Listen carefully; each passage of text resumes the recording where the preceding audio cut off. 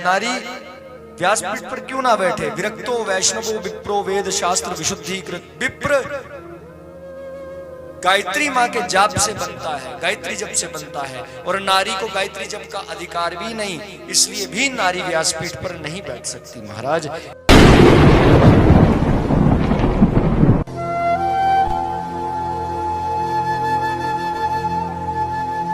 हम आपस में बैठ करके भगवत चर्चा करें, इसके लिए कहीं निषेध नहीं, किसी को निषेध नहीं, चाहे वो स्त्री हो चाहे पुरुष हो, कोई भी हो।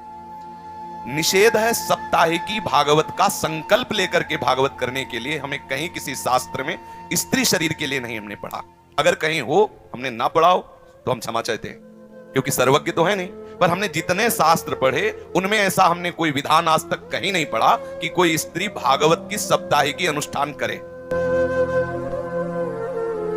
नारी जो है वह वेद पुराणों का ज्ञान प्राप्त कर ले और उसको समाज में दे, बांटने में नुकसान नहीं, आप प्रवचन करिए। पर जो व्यासपीठ है, उस व्यासपीठ में जो संकल्पित कार्य होता है वह वहाँ, जैसे माता अनुसुईया है, माता अनुसुईया तो भगवान की माता है, दत्तात्रेय जी की, उनके पास तो ज्ञान की कमी नहीं, माता सीता को उपदेश दिया, पर वो व्यास गद्दी पर बैठ के उपदेश नहीं करती हैं। व्यासासन पर बैठकर इतिहास पुराण आर्ष ग्रंथों का वाचन ब्राह्मण कुलोत्पन्न व्यास को ही करना चाहिए।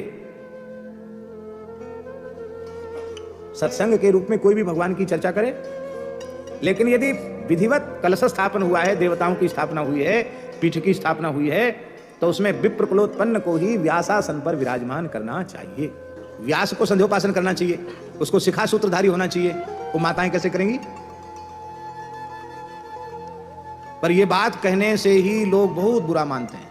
जो व्यास की जो मर्यादाएं हैं, उन मर्यादाओं का पालन व्यास के द्वारा ही संभव है, वक्ता के द्वारा संभव, वक्त्री के द्वारा संभव नहीं। इसलिए सत्संग के रूप में आप अपने घर में भगवत चर्चा करें, कोई मना नहीं है।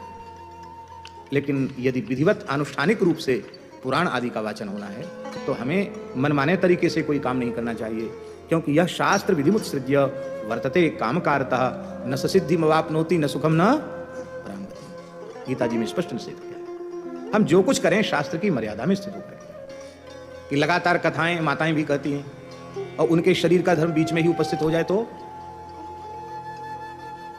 उस समय उन्हें ग्रंथ चुना चाहिए। अरे भाई, धर्मशास्त्र को तो उठा के देख लो।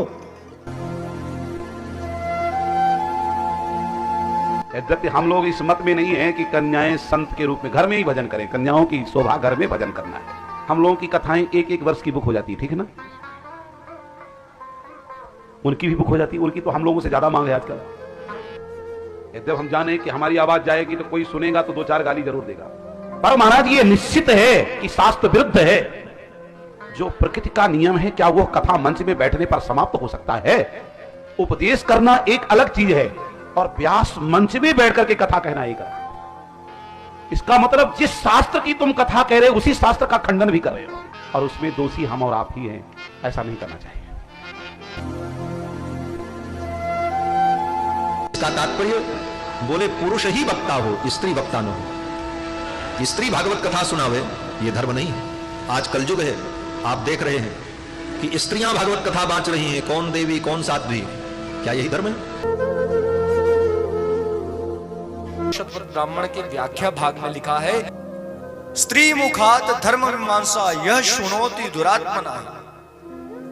नारी के मुख से जो भी कथा सुने वो दुरात्मना है, दुराचारी है, और उसको नरकगामी किम तेन कृतम वै पापम, उसको नरक के समान ब्रह्म हत्या का दोष लगता है।